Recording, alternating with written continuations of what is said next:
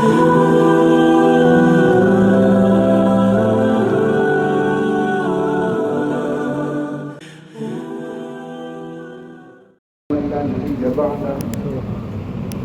بعد فأعوذ بالله من الشيطان الرجيم بسم الله الرحمن الرحيم كنتم خير أمة أخرجت للناس تأمرون بالمعروف وتنهون عن المنكر وتؤمنون بالله. وقال الله سبحانه وتعالى في مقام آخر إنما المؤمنون الذين إذا ذكر الله وجلت قلوبهم وإذا تليت عليهم آياته زادتهم إيمانا وعلى ربهم يتوكلون.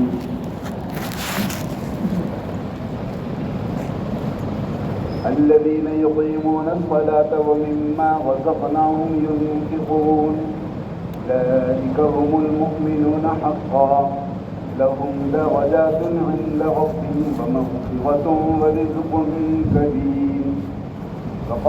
وقال رسول الله صلى الله عليه وسلم من خاف أدلج ومن أدلج بلغ المنزل ألا إن سلعة الله الجنة ألا إن سلعة الله الغالية أو كما قال عليه الصلاة والسلام. میرے محترم دوستوں اور بزرگوں، اللہ جل شانہ منوالوں کی ذات ہے، بہت بلند ذات ہے، قوتوں والی ہے، طاقتوں والی ہے. اس پوری کائنات کو اکیلے تنہا اللہ رب العزت نے پیدا کیا، بغیر اسباب کے اللہ نے اپنی قدرت سے پیدا کیا. اللہ رب العزت کو اس کائنات کے بنانے میں کسی کی حاجت نہیں ہوئی، کسی سے مشورہ نہیں کیا، کسی کی ضرورت محسوس نہیں ہوئی. تحت الثری سے لے کے عرش معلی تک اس پوری کائنات کے اندر جو کچھ ہے ہماری آنکھوں کے سامنے ہے، ہماری آنکھوں سے اوجھل ہے، سب کو پیدا کرنے والے اکیلے اللہ ہے. اور اس پوری کائنات کو پیدا کرنے کے بعد اس پوری کائنات کے نظام کو چلانے والے بھی اکیلے اللہ ہے. ہواؤں کا نظام، سورج چاند ستاروں کا نظام، ندی نالوں کا نظام، سورج چاند ستاروں کا نظام، انسانوں کی خوراک کا نظام، انسانوں کے اندر اور جتنی جاندار چیزیں ہیں ان کے جسم کے اندر کا سارا نظام وہ اللہ کے حکم کے ساتھ چل رہا ہے. دلوں کی دھڑکن، دماغوں کا سوچنا، آنکھوں کا جھپکنا، کانوں کا سننا، زبان کا چکھنا اور بولنا اور پاؤں کا چلنا اور جسم کے اندر کا جتنا نظام ہے، معدہ ہے، پھیپھڑے ہیں، گردے ہیں، سب اللہ کی نشان منوالو اپنی قدرت سے چلاتے ہیں. اور ہر جاندار کی ضرورت کو بھی اکیلے اللہ ہی پورا کرتے ہیں. کوئی ایسی مخلوق نہیں ہے جو اللہ کی قدرت سے باہر ہو، جس پہ اللہ کا حکم نہ چلتا ہو. تحت الثری میں ہے، زمینوں کے نیچے ہے، آسمانوں سے اوپر ہے، زمین و آسمان کے بیچ میں ہے. یہ ایسی مخلوق ہے جو انسان اپنی آنکھ سے نہیں دیکھ سکتا. کوئی ایسی مخلوق نہیں ہے جس کو اللہ نے پیدا نہ کیا اور جس کے رزق کا بندوبست اللہ نے نہ کیا اور جس کی ضرورتوں کو اللہ پورا نہ کر رہے. کوئی ایسی مخلوق نہیں. سب کو پیدا بھی اللہ نے کیا، سب کی ضرورتوں کو بھی اللہ ہی پورا کر رہے ہیں اور اس کی تمام حاجات کو اللہ جل شانہ منوالو پوری فرما رہے ہیں، چاہے وہ اللہ کو ماننے والا ہے یا اللہ کا انکار کرنے والا ہے. چاہے وہ کتوں کے سامنے بیٹھا ہے، کسی پتھر کے سامنے بیٹھا ہے، کسی درخت کے سامنے بیٹھا ہے، یہ بیت اللہ کے سامنے بیٹھا ہے، سب کی حاجتیں اکیلے اللہ ہی پوری کرتے ہیں. سب کی حاجتیں اکیلے اللہ ہی پوری کرتے ہیں. انسان جو چاہتا ہے، انسان کہتا ہے کہ جو میں نے چاہا میں نے کر لیا. نہیں، اس کی چاہت سے نہیں ہوا. اللہ نے بھی ویسے چاہا تھا اس لیے ویسے ہوا. اور اگر اللہ کی چاہت اور ہو، انسانوں کی چاہت، طاقت والوں کی چاہت اور ہو، میرے محترم دوستوں وہ اللہ کی چاہت غالب آئے گی، اللہ کی مشیت غالب آئے گی، اللہ کا حکم غالب آئے گا، مخلوق کبھی غالب نہیں آ رہا۔ مخلوق کے اندر اتنی قوت نہیں، مخلوق کے اندر اتنی طاقت نہیں، مخلوق کے اندر اتنی استعداد نہیں، چاہے وہ جس شکل کے اندر ہو، انسانوں کی شکل میں ہے، جانوروں کی شکل میں ہے، ایٹم بم کی شکل میں ہے، ہائیڈروجن بم کی شکل میں ہے، آسمانوں کی شکل میں ہے، زمینوں کی شکل میں ہے، جنات کی شکل میں ہے، فرشتوں کی شکل میں ہے۔ اللہ کا غیر جو کچھ جہاں جس حالت میں، جس شکل میں، جس سطح پہ موجود ہے، میرے محترم دوست بزرگوں، وہ سب اللہ کی مخلوق ہے، اللہ کے حکم کے تابع ہے۔ یہ اس بات کا دھیان، اس بات کا یقین اور یہ بات ہمارے دلوں کے اندر پیدا ہو۔ میرے محترم دوست بزرگوں، اس انسان کو پیدا کرنے کا ایک ہی مقصد ہے، وَمَا خَلَقْتُ الْجِنَّ وَالْإِنسَ إِلَّا لِيَعْبُدُونِ أَيْ لِيَعْرِفُونِي، کہ جنوں اور انسانوں کو میں نے کس لیے پیدا کیا؟ ایک ہی مقصد ہے پیدا کرنے کا، کہ انسان مجھے یعنی اللہ جل شان نما نوالو کی ذات عالی کو پہچان لے۔ جب کوئی انسان کسی کو پہچان لیتا ہے، اس کے اعتبار سے اس کا ادب احترام ہے۔ سکول میں بچے بیٹھے کھیل رہے ہیں، ایک آدمی گیٹ کھول کے اندر داخل ہوا، اس آدمی نے بچوں کو دیکھا، بچوں نے اس کو دیکھا، اپنے کھیل میں مشغول رہے۔ وہ بندہ سیدھا دفتر میں چلا گیا، کچھ دیر گزری تو جو ان کا استاد تھا، بچوں کا ٹیچر، وہ اسی آدمی کو اپنے ساتھ لے کے آیا۔ اب بچوں نے اپنے استاد کو دیکھا، سیدھے ہو کے بیٹھ گئے، شرارتیں ختم ہو گئی اور کتابیں کھل گئی، کیونکہ استاد آ رہا ہے۔ اب استاد نے آ کے کیا کہا کہ یہ نئے ٹیچر آئے ہیں، کل سے آپ کو یہ پڑھائیں گے، کل سے آپ کو یہ پڑھائیں گے۔ اب اگلا دن ہوا، اب دروازہ کھلا، وہی آدمی پھر داخل ہوا گیٹ سے۔ بچے بیٹھے کھیل رہے تھے، جب اس آدمی کو دیکھا تو کیا خیال ہے، کھیلتے رہے کہ سیدھے ہو گئے؟ سیدھے ہو گئے۔ کیوں؟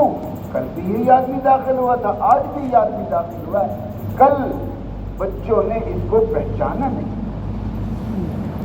آج بچوں نے اس کو پہچان لیا۔ میرے محترم دوستو بزرگوں، جب جو انسان اللہ کو پہچان لے، اللہ کی طاقتوں کو، اللہ کی حکومت کو، اللہ کے اختیارات کو، اللہ کی معرفت کو، یہ ساری دنیا اس کی نگاہ میں شریک ہے۔ سونا اور مٹی اس کی نگاہ میں برابر، کاغذ کے ٹکڑے یا روپوں کے نوٹ وہ اس کی نگاہ میں برابر ہے۔ اس کی نگاہ کے اندر اگر اہمیت ہے تو اللہ کے حکم کی اہمیت ہے۔ اس حکم کو پورا کرنے میں ساری دنیا چھوٹتی ہے تو چھوٹ جائے، ساری دنیا ناراض ہوتی ہے تو ہو جائے، اور ساری دنیا مخالف ہوتی ہے تو ہو جائے، اللہ کا حکم ان سے نہیں۔ جیسے حضرات صاحب رضوان اللہ تعالیٰ علیہ وسلم کا معاملہ، آدھی سلطنت تجھے دیتے ہیں، تو کلمہ چھوڑ دے، ایمان چھوڑ دے۔ بادشاہ نے کہا آدھی سلطنت بھی دوں گا، اپنی بیٹی سے نکاح بھی کراؤں گا۔ کسی صحابی نے ایسا معاملہ نہیں۔ عبداللہ بن عباس رضی اللہ تعالیٰ عنہ کی آنکھیں خراب ہو گئی، اور حکیموں نے کیا کہا کہ چند دن لکڑی پہ سجدہ کریں، کہ یہ نہیں ہو سکتا، یہ نہیں ہو سکتا۔ حضرت عمر رضی اللہ تعالیٰ عنہ خنجر لگا، بے ہوش ہیں، اور کہا گیا الصلاۃ، نماز نماز، فوراً ہوش میں، ہاں ہاں، جس نے نماز نہ پڑھی اس کا تو دین میں حصہ ہی نہیں۔ میرے محترم دوستوں بزرگوں، میرے آپ کے اس دنیا کے اندر آنے کا مقصد، اللہ جل شانہ منوالوں کا ہمارے پیدا کرنے کا مقصد وہ صرف ایک ہی ہے، اور اس ایک مقصد کی وضاحت کے لیے، اس ایک مقصد کو بیان کرنے کے لیے اللہ جل شانہ منوالوں نے 1.25 لاکھ کے قریب انبیاء علیہ السلام کو دنیا میں بھیجا، اور 1.25 لاکھ کے قریب انبیاء علیہ السلام کا ان کی ایک ہی بات تھی، یا ایھا الناس قولوا لا الہ الا اللہ تفلحوا، اے ساری دنیا کے انسانوں، اے میری قوم والوں، اے میرے علاقے والوں، اے میری برادری والوں، لا الہ الا اللہ کا اقرار کر لو، تفلحوا، دنیا آخرت کے اندر تمہیں وہ کچھ ملے گا جو تم چاہتے ہو۔ فلاح کے اندر وہ تمام چیزیں ہیں جو انسان چاہتا ہے، دنیا کے اندر بھی اللہ دے گا، آخرت کے اندر بھی اللہ دے گا، وہ تمام چیزیں اللہ جل شانہ منوال عطا فرمائیں گے جو انسانوں کی خواہش ہے، جو انسان چاہتے ہیں۔ اور میرے محترم دوستوں بزرگوں، اگر لا الہ الا اللہ کا اقرار نہ ہوا اور یہ بات ہمارے دلوں میں نہ بیٹھی، نہ زبان پہ اور نہ دل و دماغ کے اندر، میرے محترم دوستوں بزرگوں، ساری دنیا کی حکومت اس کے پاس ہو، ساری دنیا کی فوج اس کے ماتحت ہو، ساری دنیا کے خزانے اس کے پاس ہوں، اور اس کے حکم کے بغیر کوئی حکومت بدل نہ سکے، قسم کھا کے کہا جا سکتا ہے یہ انسان دنیا کا ذلیل ترین انسان ہے۔ کیوں؟ مرتے ہی، بلکہ مرنا تو دور کی بات ہے، دنیا کے اندر بھی اس کی زندگی قابل اطمینان نہیں ہوگی، پرسکون نہیں ہوگی۔ جو لوگ اس کو سلام کر رہے ہوں گے وہ اس کو سلام نہیں ہو رہا، وہ تو اس کی کرسی اور تخت کو سلام ہو رہا، اور لوگ جو اس کے آگے پیچھے پھر رہے ہیں وہ اس کی وجہ سے نہیں پھر رہے، وہ تو اس کے پاس جو مال و دولت ہے اس کی وجہ سے آگے پیچھے پھر رہے۔ میرے محترم دوستوں بزرگوں، جب کلمہ دلوں کے اندر اترتا ہے اور انسان کو اللہ کی معرفت حاصل ہوتی ہے، سب سے پہلی چیز جو اللہ اس کو دیتے ہیں وہ دلوں کا سکون دیتے ہیں۔ کھانے کو کچھ نہیں، پہننے کو کچھ نہیں، پینے کو کچھ نہیں، سواری کے لیے کچھ نہیں، لیکن اس کا دل اتنا مطمئن ہوگا اور پرسکون ہی ہوگا کہ اس کو پتھروں پہ سلو اس کو نیند آ جائے۔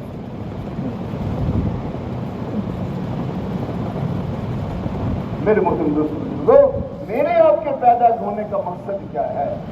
اللہ نے ہمیں کیوں پیدا کیا؟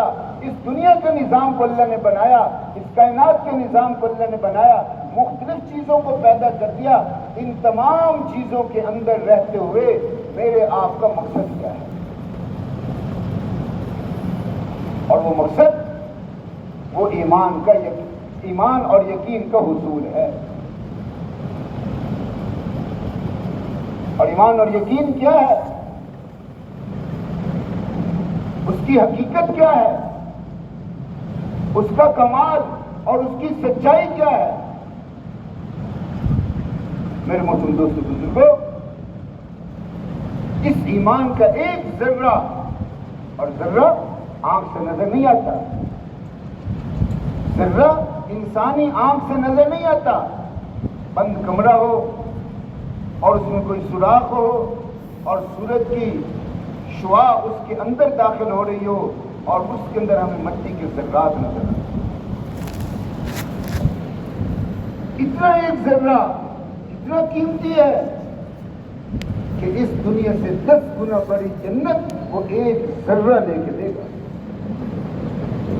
اس ایک ذرے کی وجہ سے کہ جو انسانی آنکھ نہیں دے سکتی اور اپنے ہاتھوں سے پکڑ بھی نہیں سکتا،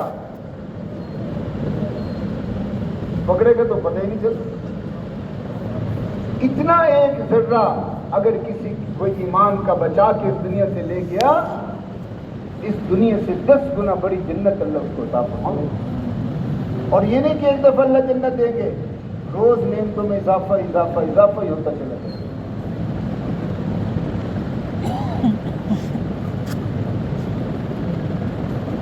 روز اضافہ ہوتا چلا جائے۔ میرے محترم دوستوں بزرگوں، اور اگر ایمان پہاڑوں جتنا ہوگا،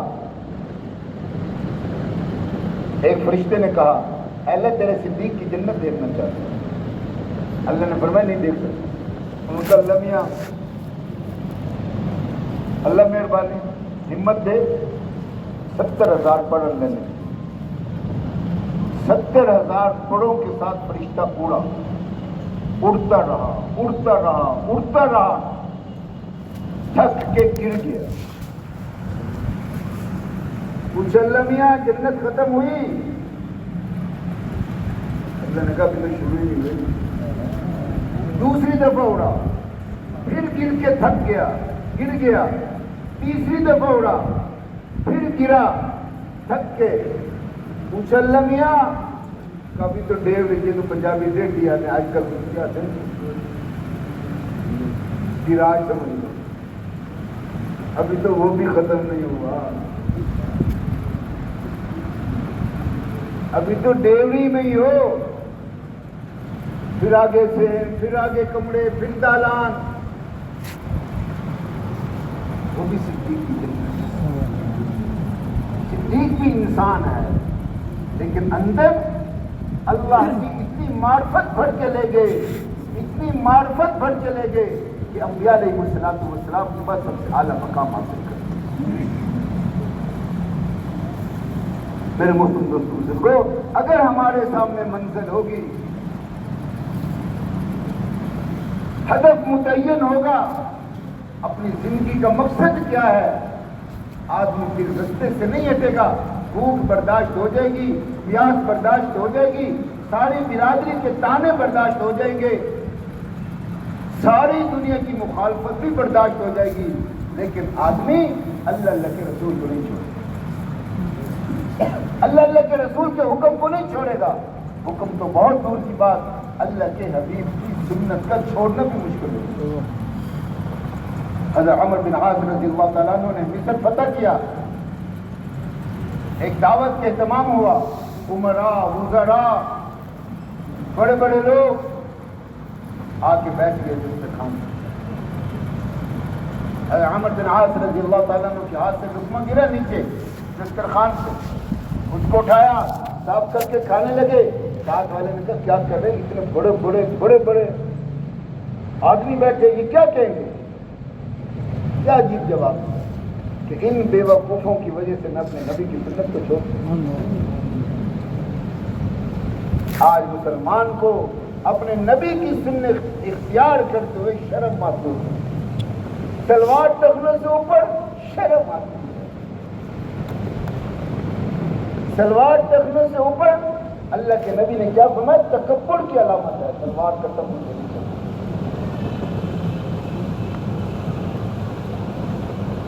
اور جہنم کی اس کی وعید سنائی۔ آج ہم شرم آتی، کسی تقریب میں چلے جائیں، کسی مجلس میں چلے جائیں، تلوار ٹخنوں سے نیچے ہوگی، شرم محسوس ہوگی۔ اور وہ کیا فرما رہے تھے؟ ان بے وقوفوں کی وجہ سے میں اپنے نبی کی سنت کو چھوڑ دوں، یہ نہیں ہو سکتا، یہ نہیں ہو سکتا۔ میرے محترم دوستوں بزرگوں، ایمان کی حقیقت، ایمان کا کمال، ایمان کی سچائی کیا ہے؟ انما المؤمنون الذین اذا ذکر اللہ وجلت قلوبہم، کہ جب اللہ کا ذکر ہوتا ہے، اللہ کا نام سامنے آتا ہے، دل لرز جاتا ہے، دل کانپ جاتے ہیں۔ حضرت علی رضی اللہ تعالیٰ عنہ کے بارے میں آتا ہے نا کہ اذان کی آواز سنتے تھے تو چہرے کا رنگ پھک ہو جاتا ہے۔ یہ ایمان کی سچائی، ایمان کی حقیقت۔ وَإِذَا تُلِيَتْ عَلَيْهِمْ آيَاتُهُ، اور جب اللہ کے قرآن کو، جب اللہ کا قرآن پڑھا جاتا ہے، زَادَتْهُمْ ایمانا، ایمان کے اعتبار سے مضبوطی، ایمان مضبوط ہو جاتا ہے، ایمان کے اعتبار سے یہ بڑھ جاتا ہے۔ ایمان کی سچائی ہے، ایمان کی حقیقت ہے۔ انہیں دیکھنا ہو میرا ایمان کس سطح پہ ہے، بھائی یہ کیا کرتے ہو؟ تو مصیبت ہے جن سے باندھے بٹیرا ہاتھ چاہ بھائی سخت گناہ ہے اور قرآن کے بھی خلاف ہے. قرآن میں آتا ہے جب اللہ کا ذکر کیا جائے توجہ سے سنو, دھیان سے سنو. ہمارا سارا وہ بٹیرے کی طرف ہوتا ہے, نہ ادھر کر رہا نہ ادھر کر رہا, کیونکہ بعد میں سننے کا وقت نہیں ہے. جو سننے کا وقت ہے اس وقت سنا نہیں ہے. انشاءاللہ عمل کی توفیق نہیں ملے گی. اللہ کے نبی پہ قرآن اترتا تھا تو حضور اقدس صلی اللہ علیہ وسلم اپنی زبان سے اس قرآن کو پڑھتے تھے ساتھ ساتھ, جب جبرائیل علیہ الصلوۃ والسلام اس قرآن لے کے آتے تھے. اس لیے پڑھتے تھے تاکہ یاد ہو جائے, پھر میں نے امت کو بتلانا ہے, یاد ہو جائے گا امت کو بتلانا ہے. اللہ نے کیا کہا, لا تحرک, آپ اپنی زبان کو حرکت مت دیجیے. نبی کو کہا جا رہا ہے آپ صرف اس قرآن کو توجہ سے سنیں, موقع پہ اس کو بیان کروانا لانا وہ ہمارے لیے. آج ہماری توجہ نہیں ہوتی, گھر جا کے سننے کا وقت نہیں ہوتا, کیونکہ آج کل زندگی بڑی مصروف ہے, قرآن پڑھنے کے وقت نہیں.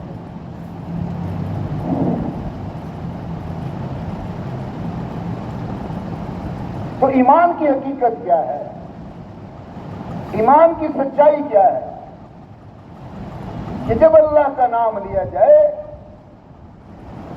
پنکھے نہیں چل رہے جی, الیکٹریشین کو بلاؤ جی, وہ آیا, اس نے دیکھا, اس نے ٹیسٹر لگایا, کرنٹ ہی نہیں آیا.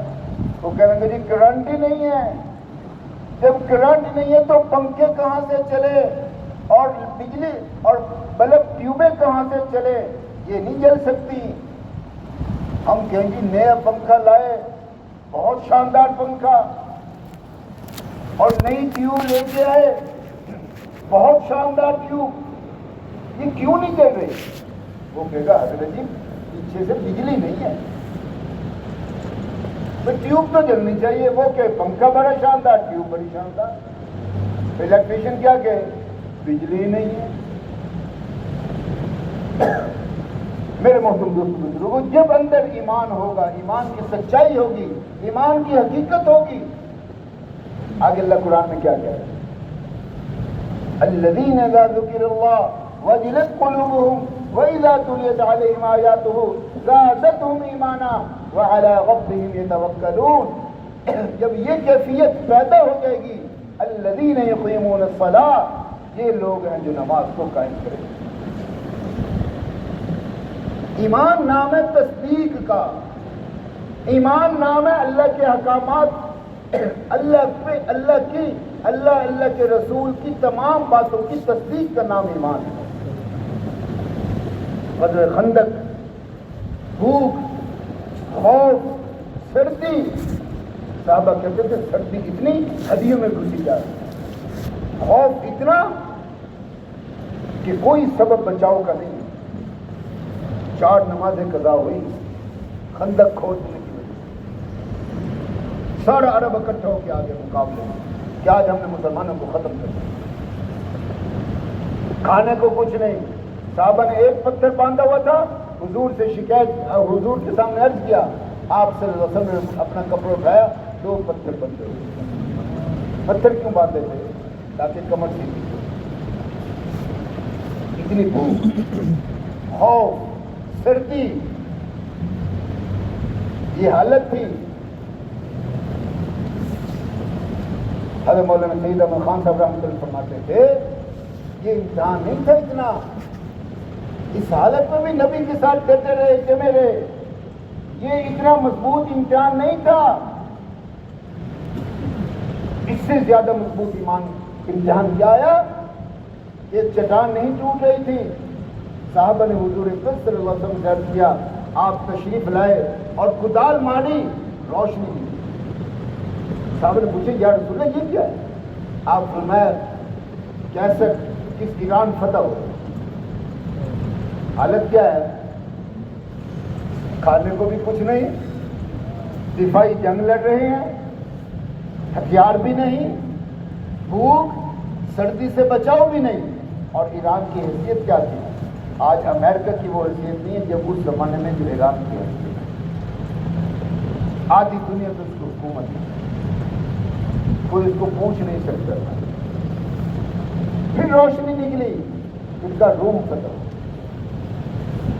آدھی دنیا پہ روم قابض تھا، آدھی دنیا پہ ایران قابض تھا. منافقین نے سنا کہ ہم سے لو کر لو باتیں. کیا کہہ رہے ہیں؟ خوف بھوک کی وجہ سے لڑ نہیں سکتے، اور خواب کس چیز کے دیکھ رہے ہیں؟ روم اور ایران کو فتح کرنا.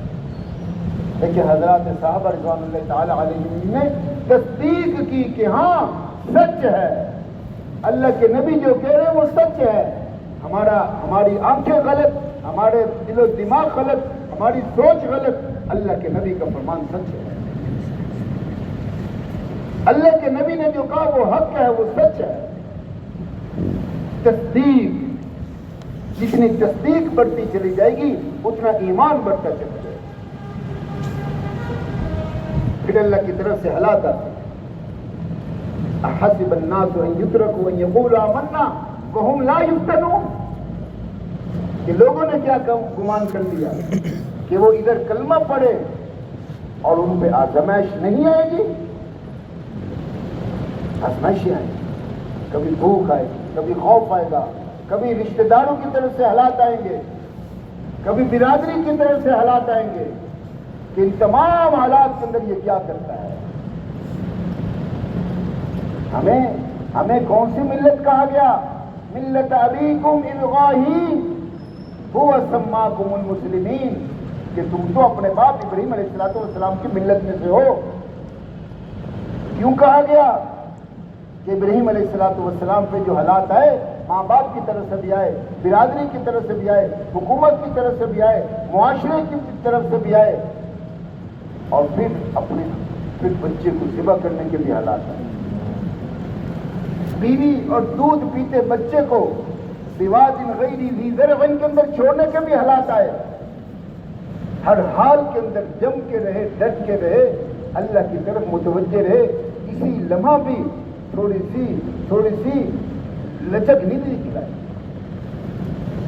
پھر اللہ نے کیا کہا؟ قال انی جاعلک للناس اماما. کیا ابراہیم آج کے بعد جتنی نبوت چلے گی وہ ساری تیری نسل سے چلے گی.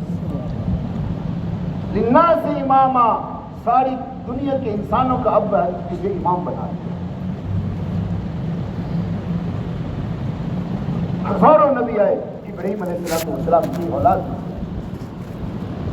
چاہے یہودی ہوں وہ بھی کہتے ہیں ہم ابراہیمی ہیں، عیسائی ہیں وہ بھی دعویٰ کرتے ہیں، اور مسلمان بھی دعویٰ کرتے ہیں، اور مسلمان اصل ابراہیمی ہیں.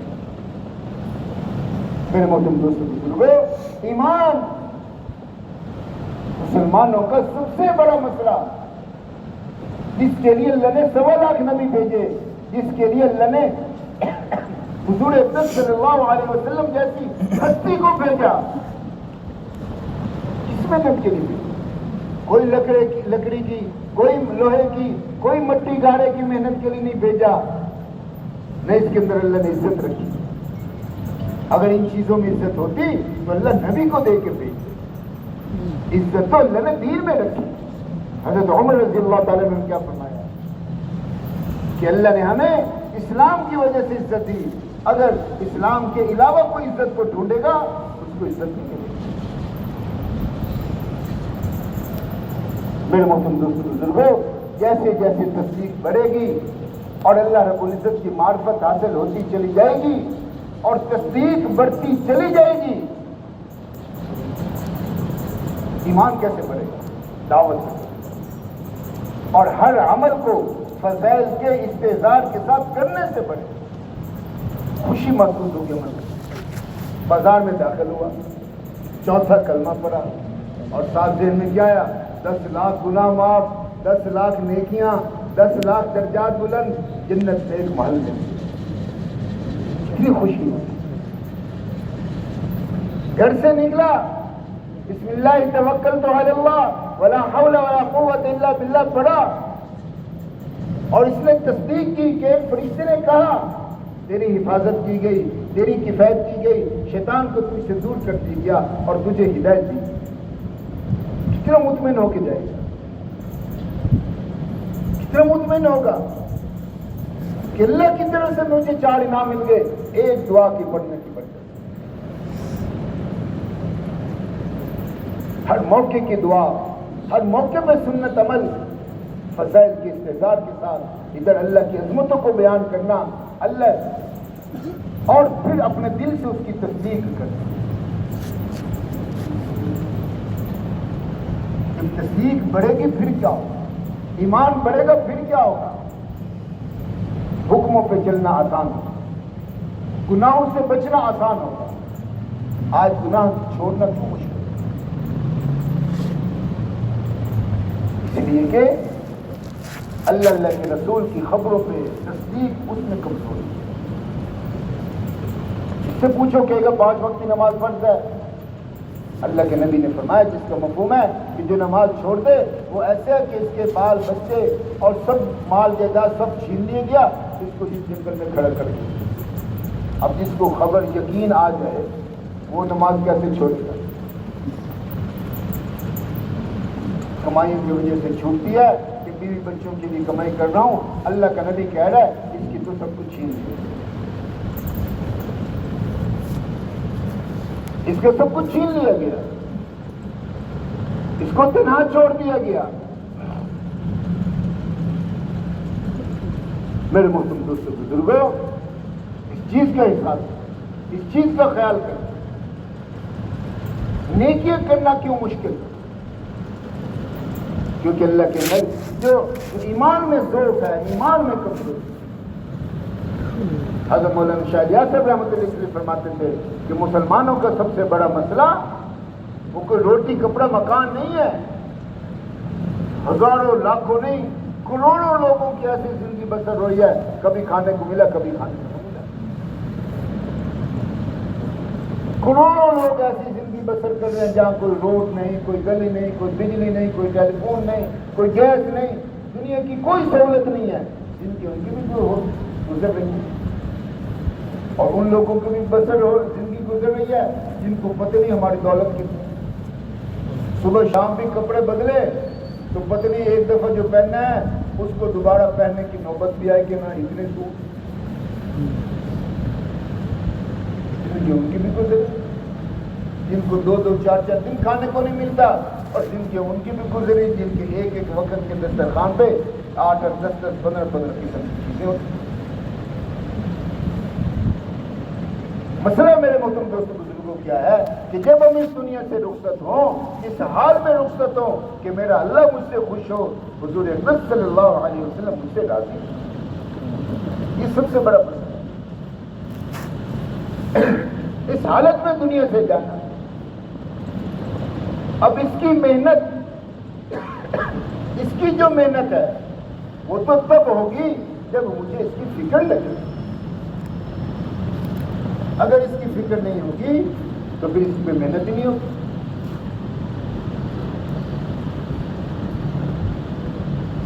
جب اللہ کی معرفت ہو، اللہ بلائے حی علی الصلاۃ، حی علی الفلاح، آؤ آؤ ادھر آؤ. میرے محترم دوست بزرگوں، وہ تو جو جن کے اندر طلب ہوتی ہے، اللہ کے حکم کی ایک پورا کرنے کی چاہت ہوتی ہے، وہ تو اذان سے پہلے مسجد میں پہنچے. اذان سے پہلے. اور اللہ نے تمام ضرورتیں جتنی جو انسان چاہتا ہے وہ اللہ رب العزت نے نماز میں رکھی. اور ہر انسان کی خواہش ہے کہ خاتمہ ایمان، کیونکہ سب چاہتے ہیں نا جی. کون کون چاہتا ہے؟ سب چاہتے ہیں. بڑا آسان نسخہ فرمایا. ایک حدیث شریف میں آتا ہے کہ اللہ رب العزت نے ایک فرشتہ پیدا کیا ہوا ہے جو دیکھتا رہتا ہے کون تکبیر اولیٰ کا اہتمام کرتا ہے.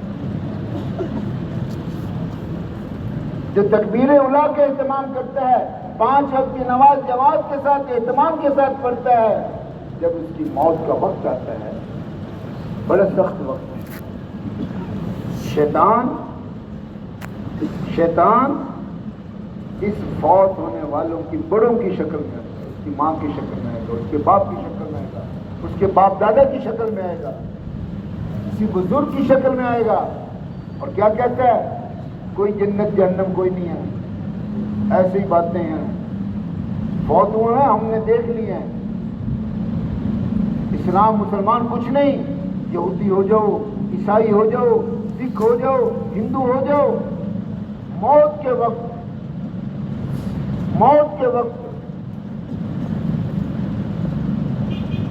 وہ آ کے یہ کہتا ہے، اگر اہتمام کے ساتھ نماز پڑھنے والا ہوگا اللہ جل شانہ منع والوں فرشتوں کو بھیجیں گے جو شیطان کو دور کر دے گا، شیطان کو دور کر دے گا اور اس کو کلمے کی تلقین کرے گا، اس کو کلمے کی تلقین کرے گا کہ لا الہ الا اللہ محمد الرسول اللہ پڑھ لے۔ ایک نماز کو اہتمام کے ساتھ پڑھنے پہ اللہ جل شانہ منع والوں کیا کچھ عطا فرمائے کہ خاتمہ ایمان پہ ہو گیا، اس سے بڑی دولت اس کو کہاں سے ملے کہ خاتمہ ایمان پہ ہو۔ آج سب نمازی بن گئے، ہمارے گھر والے، ہمارے محلے والے، ہمارے بازاروں والے، ہمارے فیکٹری اور کارخانوں والے، سب نمازی۔ آج یہ فکر سب سے پہلی چیز تو اندر فکر کا پیدا ہوتا ہے، جس چیز کی فکر پیدا ہوتی ہے پھر آدمی اس کی محنت بھی کرتا ہے، اور جس چیز کی فکر ہی نہ ہو اس کا تذکرہ نہیں ہوتا۔ ہمارے اندر یہ بات پیدا ہوتی ہے، اور جو نماز چھوڑ دیتا ہے آتا ہے کہ اس کا نام جہنم کے دروازے پہ لکھ دیا جاتا ہے، وہ جہنم میں جائے گا۔ آج ہمارے گھر والوں میں سے، آج ہمارے دوستوں میں کوئی نماز چھوڑ دے، سچی بتلائے ہم میں سے کب کس کو دکھ نہیں، اللہ کے نبی فرما رہے ہو تو اس کا نام جہنم کے دروازے پہ لکھ دیا جاتا ہے۔ آج پتہ چلے میرا دوست، میرے گھر کا کوئی بندہ جا رہا تھا، ایکسیڈنٹ ہوا، ٹانگ کی ہڈی ٹوٹ گئی، پریشانی ہو جائے گی، وہ ہسپتال میں، ہم اپنے سارے کام چھوڑ چھاڑ کے فوراً پہنچ گئے، اس کی نماز چھوٹ گئی، ہڈی تو جڑ جائے گی، 2 مہینے لگیں گے، 4 مہینے لگیں گے، انشاءاللہ جڑ جائے گی، لیکن اس نے جو نماز چھوڑی اور اس کا جو نقصان ہوا دنیا آخرت کا، دنیا میں رزق کی برکت گئی، دلوں کا سکون گیا، آپس کی محبتیں گئیں، اور آخرت کے اعتبار سے جہنم۔ میرے دل کے اندر کتنی فکر لگی اور مجھے کتنی پریشانی ہوئی کہ جو میرے فلاں تعلق والے کی نماز رہ گئی۔ میرے محترم دوست بزرگوں، ہمارے ساری چیزیں ٹھیک ہوتی چلی جائیں، پھر وہی بات کہ اللہ کی ذات کی معرفت حاصل ہو، اللہ کا تعلق حاصل۔ الذین یقیمون الصلاۃ ومما رزقناہم ينفقون، یہی لوگ ہیں جو نماز کو قائم کریں گے اور جو اللہ نے ان کو دیا ہے اس میں سے اللہ کا حق ادا کریں گے، اللہ کا حق ادا کریں گے۔ ان کے بارے میں کیا فرمایا؟ اولئک هم المؤمنون حقا، اللہ کہہ رہے ہیں یہ پکے ایمان والے ہیں، اللہ کہہ رہے ہیں یہ پکے ایمان والے ہیں۔ لہم درجات عند ربہم، ان کے لیے اللہ کے ہاں درجے ہیں، وہ مغفرہ اور بخشش ہے، ورزق کریم، پاکیزہ رزق ان کے لیے، اور انسان یہی چاہتا ہے بخشش مل جائے، اللہ کے ہاں درجات مل جائے، بہترین اچھا رزق مل جائے، اللہ نے ایمان اور اعمال صالح کے ساتھ رزق۔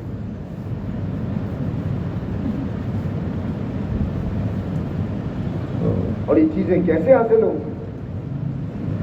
اس کے لیے میرے کو جیسے نماز پڑھنے سے پہلے ہمارا یقین ہے کہ وضو کرنا چاہیے، اور جسم پہ اور کپڑوں پہ اگر کوئی ناپاکی لگے تو اس کو دور کرنا چاہیے۔ میرے محترم دوستوں بزرگوں، ہمیں اپنے خون کو اور ہمیں اپنے گوشت کو بھی پاک کرنا، اور وہ کیسے ہوں گے؟ یا ایھا الرسل کلوا من الطیبات واعملوا صالحا، اے رسولوں پاکیزہ چیزوں میں سے کھاؤ، واعملوا صالحا، اور نیک عمل کرو۔ علماء نے لکھا ہے کہ کمائیوں کا بہت زیادہ تعلق اعمال کے ساتھ۔ اگر رزق پاکیزہ ہوگا، خون پاک ہوگا، گوشت پاک ہوگا، اور اگر حرام کمائیوں کے ساتھ جسم کی پرورش ہوگی تو سیدنا صدیق اکبر رضی اللہ تعالیٰ عنہ نے ایک مشتبہ لقمہ کھا لیا اور کتنی مشقتوں سے نکالا، اور کیا فرما رہے تھے کہ ہاں کہ جو جسم حرام مال سے پلے اس کا بہترین ٹھکانہ جہنم ہے۔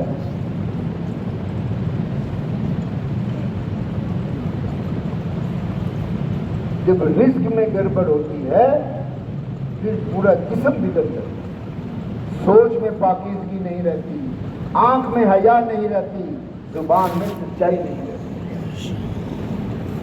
انسان پاکیزہ بن کے زندگی بسر کرے، اس کی آنکھ حرام کی طرف مت، اس کی سوچ پاکیزہ ہو، سب کا بھلا سوچے، سب کی خیر خواہی سوچے،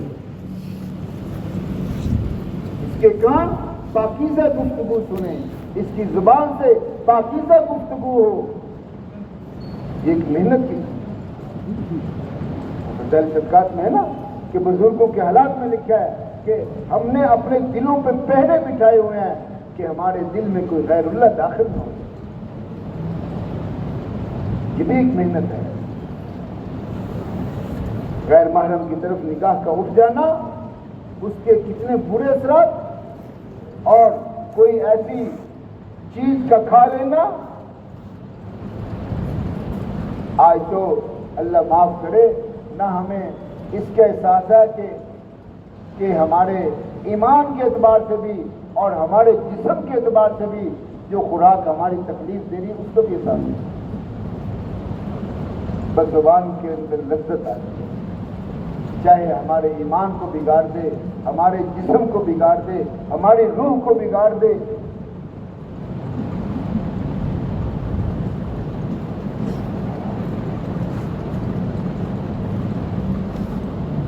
حضرت خواجہ باقی باللہ رحمہ اللہ غالباً 400-500 سال پہلے ان کے مرید تھے،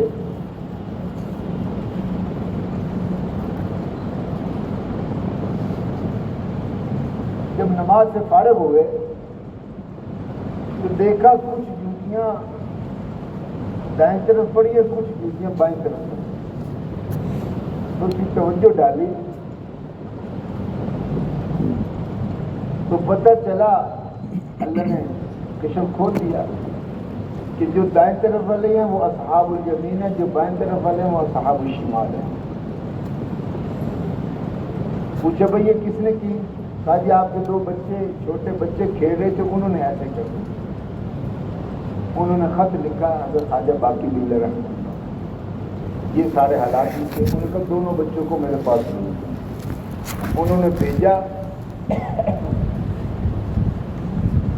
اب بچوں نے تو کھیل کھیل میں کر دیا، لیکن اس کے پیچھے بھی اللہ کی طرف کی کوئی حکمت تھی، کچھ ان کو نظر آ رہا ہوگا۔ اس وقت انہوں نے حضرت خواجہ باقی باللہ رحمہ اللہ نے بازار کی چیز ان کو کھلا دی، ان بچوں کو، اور ان کی وہ ساری کیفیت ختم ہو گئی۔ اس وقت تو بازاروں میں حرام کا تصور ہی نہیں ہوگا، آج تو پتہ ہی نہیں چلتا حلال گوشت کا کہ حرام گوشت۔ ہمارے جسم کو خوراک نقصان پہنچانے والی، ہمارے ایمان کو نقصان پہنچانے والی کتنی چیزیں ہیں، ان کا احساس ہے۔ میرے محترم دوستو بزرگوں، یہ ایک مشین ہے۔ موٹر سائیکل کے اندر تو مجھے پتہ ہے ٹینکی میں اگر میں نے موبائل ڈال دیا تو گاڑی نہیں چلے گی، چاہے وہ 2 لاکھ کی ہے چاہے 10 لاکھ، یہ تو مجھے پتا ہے۔ لیکن میرے محترم بزرگوں، اس بات کا احساس نہیں ہے کہ اس منہ سے جو اس مشین کے اندر میں ڈال رہا ہوں وہ حلال ہے کہ حرام ہے، جائز ہے کہ ناجائز ہے، پاکیزہ ہے کہ مشتبہ ہے، اس کے احساس نہیں۔ اس کا نقصان وہ فوراً اعمال میں کمی کی صورت میں ظاہر ہو جائے۔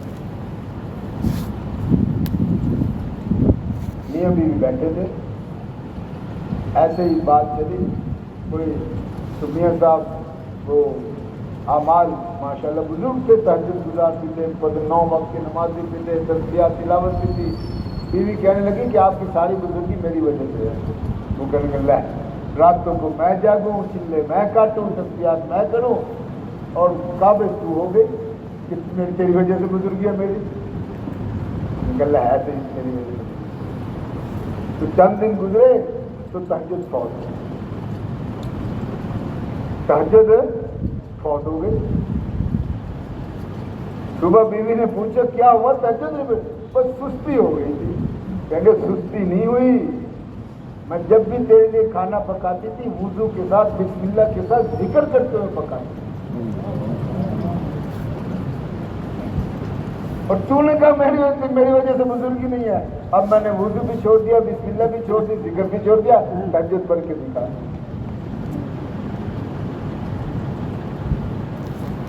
مشین ہے، باقی مشینوں کا تو مجھے احساس ہے، اس کا نہیں پتا۔ ایک دو بزرگ کا لکھا ہے کہ وہ ملنے گئے، عصر کے بعد بچے کھیل رہے تھے، مغرب کے وقت میں بچے کھیلتے کھیلتے آپ کے ساتھ مشین شام میں بیٹھ گئے۔ ان کا وضو کی ضرورت، تو بڑی عجیب بات ہے۔ ان کا ہمارے گھر میں ہمیں اس بات کی عادت ڈال دی گئی ہے کہ ہمارا کوئی مرد، کوئی عورت، کوئی بچہ بغیر وضو کے نہیں۔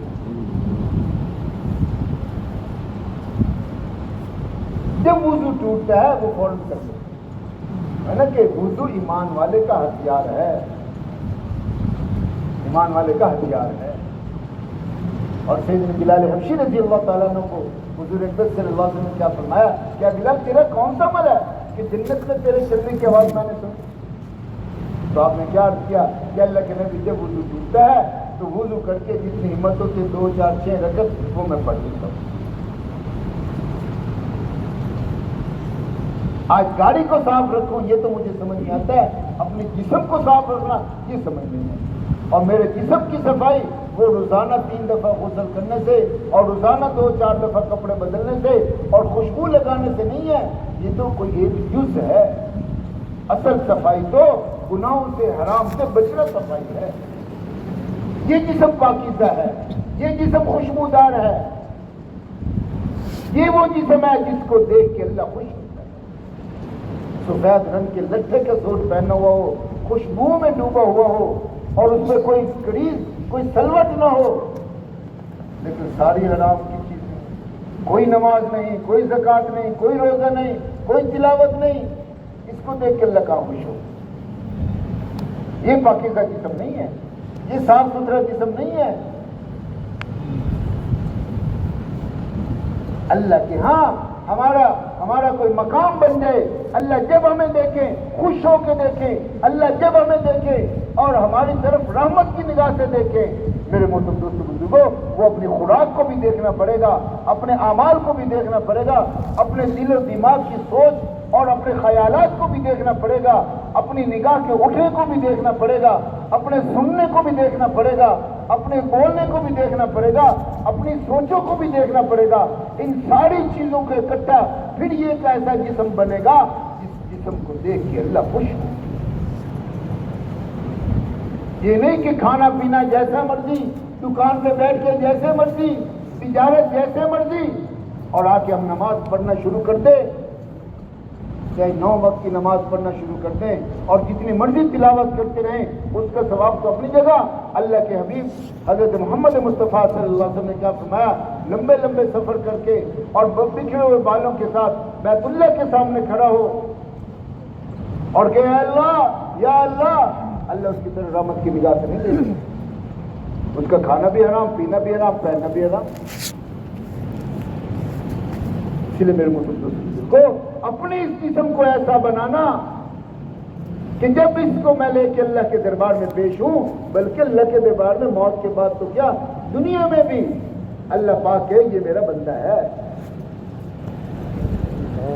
اور فرشتے اس کے آگے پیچھے پیچھے، فرشتے اس کے آگے پیچھے. اور مسجد سے نکلے فرشتے انتظار میں، کہاں گیا ہمارا دوست، کہاں گیا ہمارا دوست، فرشتے انتظار میں. اور کل قیامت والے دن آواز لگے، کہاں ہے میرے پڑوسی؟ اللہ تیرے پڑوسی کون سے آگے؟ جو مسجدوں کو آباد کرنے والے وہ میرے پڑوسی ہیں.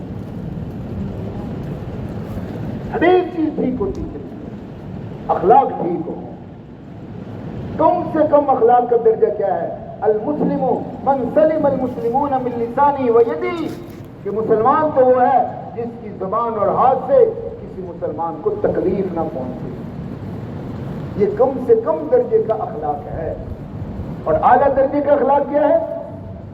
سل من قطعت واعف عن من ظلمت واحسن الی من اساء الیک، کہ سب سے اعلیٰ درجہ اخلاق کا کیا ہے؟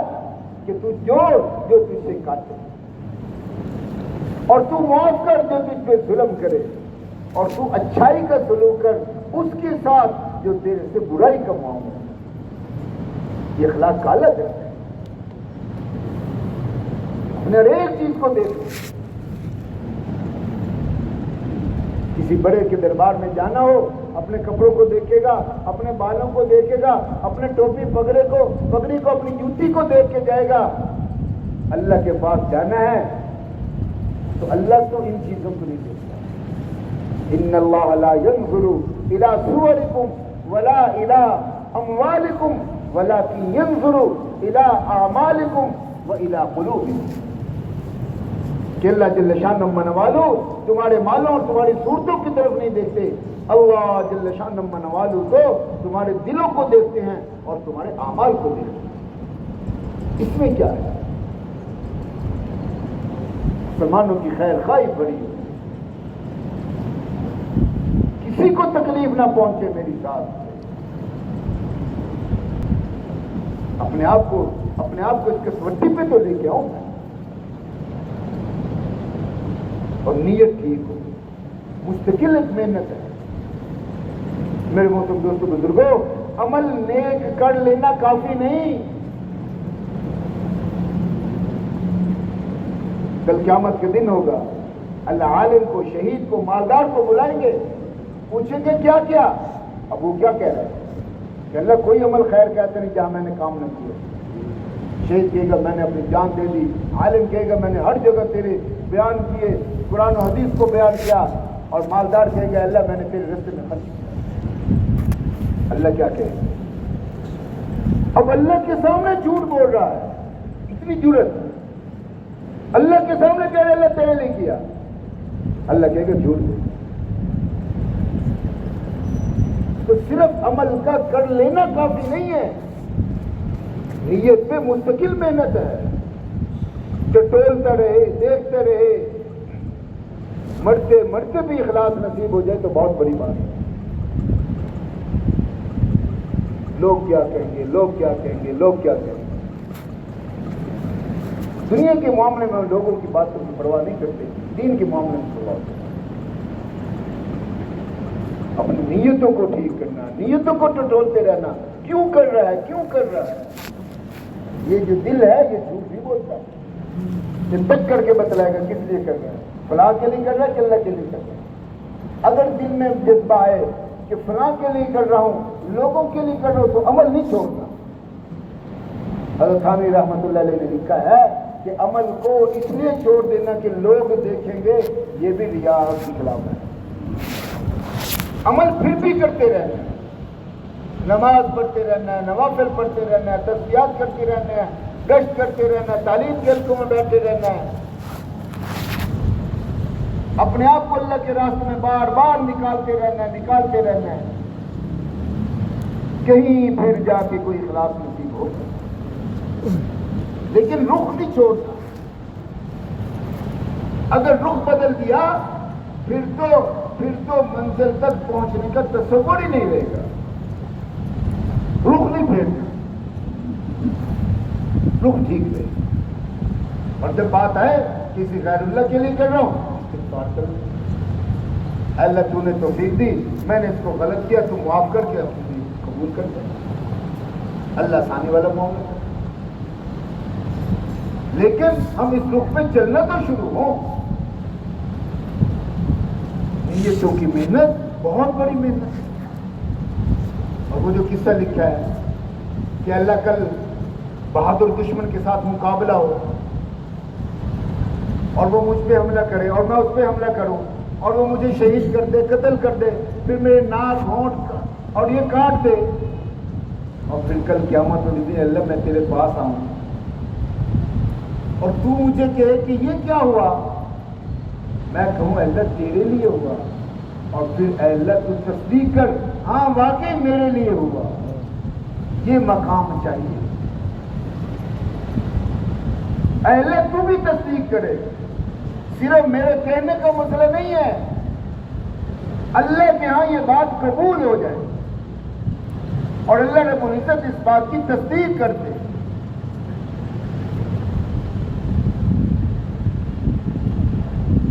کہ ہاں واقعی میرے لیے ہوا. نیتوں کی مستقل محنت ہے. میرے محترم دوستو بزرگوں, یہ چیزیں پیدا ہوں, یہ وہ چیزیں ہیں ساری, ایمان, نماز, علم, ذکر, اخلاق, نیتوں کا ٹھیک ہونا, کہ جن چیزوں پہ ہماری توانائیاں خرچ ہوتی ہیں, ہماری صلاحیتیں, ہماری جان, ہمارا مال, ہمارے اوقات, ان چیزوں پہ خرچ ہوتے ہیں. کیوں؟ یہ وہ دولتیں ہیں, یہ وہ اعمال ہیں جس سے ہماری دنیا آخرت دونوں جہان چلتی ہے. دنیا بھی اللہ ان کی برکت سے بنائے گا, اور آخرت میں بڑھنے کے بعد جو اللہ رب العزت کی طرف سے انعامات کا سلسلہ شروع ہوگا جو کبھی ختم نہیں ہوگا, وہ بھی انعامات کی برکت سے. بخشے تو اللہ کے فضل سے جائیں گے, ان اعمال کی وجہ سے نہیں, لیکن ان اعمال کے بغیر گزارا نہیں, ان اعمال کے بغیر گزارا نہیں. ان اعمال کے اندر ہماری زندگی بسر ہوتی ہے. اللہ جل شانہ منوال قرآن میں کیا فرماتے ہیں, والعصر ان الانسان لفی خسر, قسم ہے زمانے کے تمام انسان گھاٹے میں نقصان ہے. کس چیز کا نقصان ہے؟ اپنی صلاحیتوں کو, اپنی توانائیوں کو, اپنی قوتوں کو, اپنی طاقتوں کو, اپنے دل و دماغ کو غلط جگہ پہ لگانے سے جو نقصان ہو رہا ہے, اللہ رب العزت کو فرما.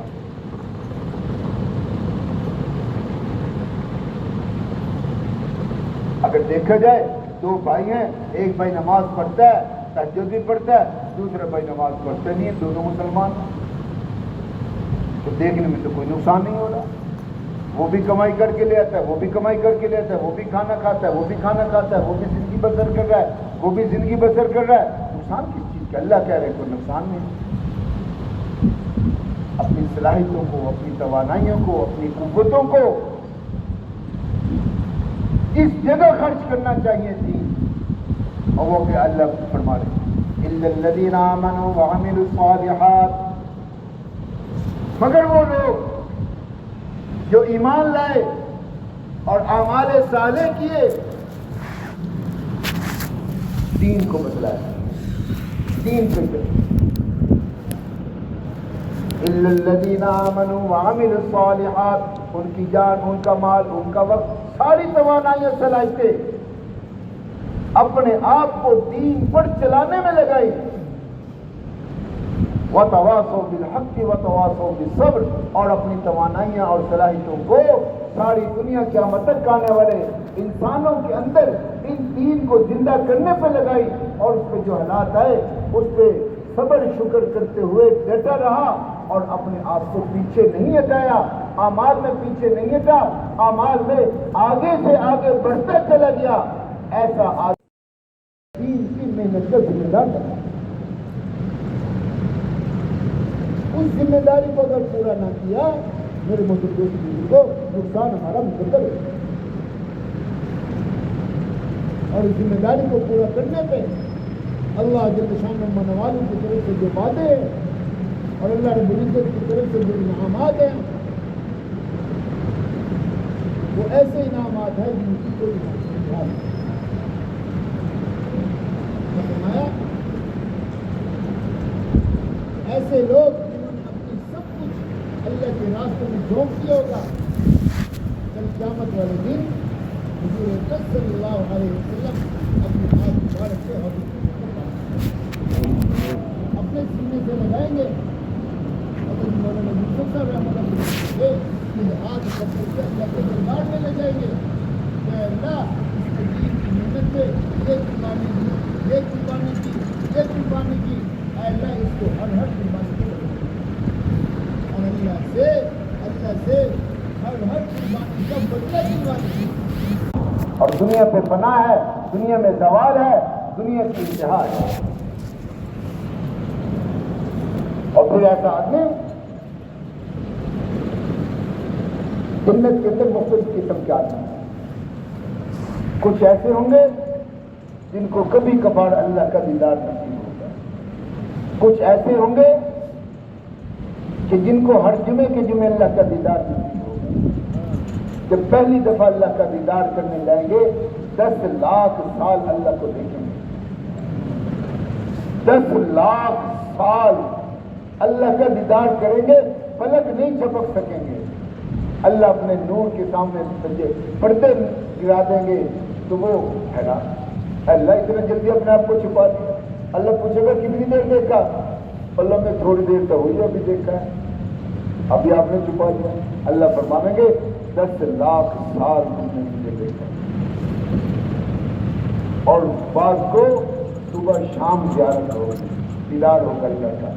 اور کچھ ایسے لوگ ہوں گے جو جب نگاہ اٹھائیں گے اللہ کا دیدار کریں گے۔ وہ کون ہوگا؟ وہ صدیق ہوگا۔ وہ کون ہوگا؟ اور صدیق کس کو کہتے ہیں؟ صدیق کس کو کہتے ہیں؟ جو اپنا سب کچھ دین پہ لٹا دے۔ تو اللہ نے دروازہ بند نہیں کیا، جو اپنا سب کچھ اللہ پہ، اللہ کے دین پہ، اللہ کے حبیب پہ لٹا دے۔ تو ہے کوئی ایسے آدمی جو یوں کہیں ہم نے اپنا سب کچھ اللہ کے راستے پہ لگا دیا؟ کسی کی نیت ہے اپنا سب کچھ لگانے پہ؟ ذرا ہاتھ تو کھڑے کر کے بتائیں۔ سارے ہاتھ کھڑے کر دیتے، ان کو ہاتھ کھڑا کرنے کا ثواب، ہمیں اس کا ارادہ کروانے کا ثواب، اور سب اپنے اپنے گھروں کو خوش خوش چلے جائیں گے۔ ٹھیک ہے نا؟ نہیں میرے محترم دوستوں، ایسے مسئلہ نہیں ہوگا۔ بہترین تجارت اور بہترین زندگی حضرت عبداللہ بن مسعود رضی اللہ تعالیٰ نے فرمایا، من سن سنتا فلیستن بمن قد مات، کہ جو کسی رستے کو اختیار کرنا چاہتا ہے تو ان لوگوں کے رستے کو اختیار کرے جو اس دنیا سے چلے گئے۔ فاولئک اصحاب محمد صلی اللہ علیہ وسلم، وہ حضور اقدس صلی اللہ علیہ وسلم کے اصحاب ہیں۔ اور حضور کے صحابہ نے اپنا سب کچھ جھونک دیا، سب کچھ لگا دیا۔ آج بھی وہی امت ہے، حضور کی امت ہے، جو یہ نیت کر کے اٹھے کہ ہمارا سب کچھ، ہماری جان، ہمارا مال، ہمارا وقت، ہماری توانائیاں، ہماری صلاحیتیں، ہماری قوتیں، وہ سب اللہ کے دین کے لیے قربان ہے۔ اللہ کے دین پہ خرچ کریں گے، کبھی چھپا کے، کبھی اس کو بچائیں گے نہیں، بلکہ سب کچھ کو لگائیں گے۔ جو سب کچھ کو لگائے گا اللہ کی طرف سے بھی اس کو سب کچھ ملے گا۔ من تشبہ بقوم فہو منہم، جو جس قوم کی مشابہت اختیار کرے گا کل قیامت والے دن انہی میں سے اٹھایا جائے گا۔ جو پوری جان، پورا مال، پورا وقت لگائے گا اس کا حشر بھی انہی کے ساتھ۔ جو آدھی جان، آدھا مال، آدھا وقت لگائیں گے ان کا حشر بھی انہی کے ساتھ۔ تو بھائی کن کے ساتھ حشر کروانا چاہیے ہمیں اپنا؟ حضور صلی اللہ علیہ وسلم کے ساتھ اور سیدنا صدیق کے ساتھ، صحابہ کے ساتھ، یا ان لوگوں کے ساتھ حشر کروانا ہے جو اپنا سب کچھ بچا کے دنیا میں چھوڑ کے خالی ہاتھ دنیا سے چلے گئے؟ کما کما کے دوسروں کو دیں گے. کن کے ساتھ حشر ہونا چاہیے جی؟ آواز نہیں نکلی، بندے کیوں نکل گئے؟ کن کے ساتھ حشر ہونا چاہیے جی؟ جی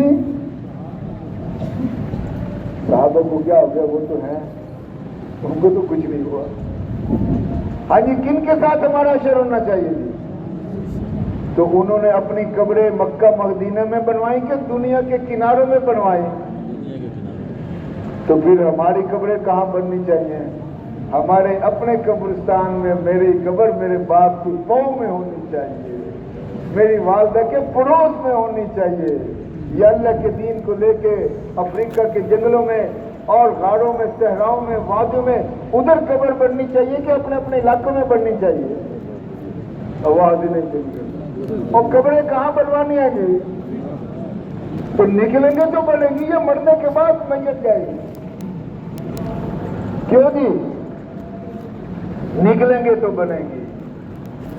ہمت کر کے کون ایسے مرد مجاہد ہے جو یہ کہیں کہ میں انشاءاللہ صبح سے نکل تیار ہوں؟ ہمت کر کے کھڑے ہو جائے. جو یوں کہیں کہ ہم صبح سے تیار ہیں. اٹھ باندھ کمر کیوں ڈرتا ہے؟ پھر دیکھ خدا کیا کرتا ہے. فَإِذَا عَزَمْتَ فَتَوَكَّلْ عَلَى اللَّهِ إِنَّ اللَّهَ يُحِبُّ الْمُتَوَكِّلِينَ. جب اللہ پہ عزم کر لو پھر اللہ پہ بھروسہ کرو. جب عزم کر لیا پھر اللہ پہ بھروسہ کرو. ان اللہ یحب المتوکلین. اللہ رب العزت اپنے پہ توکل کرنے والوں سے محبت کرتا ہے. ہمت کر کے کھڑے ہو. بھائی جانا نہیں ہے ابھی، جانے والے نہ جائے. ہمت کر کے کھڑے ہو جائے. جو یوں کہ انشاءاللہ ہم صبح سے نکل تیار ہیں، 4 مہینوں کے لیے، چلے کے لیے، پوری زندگی کے لیے، آدھی زندگی کے لیے اپنے آپ سے پیش ہم کر دیں. اللہ رب العزت اچھا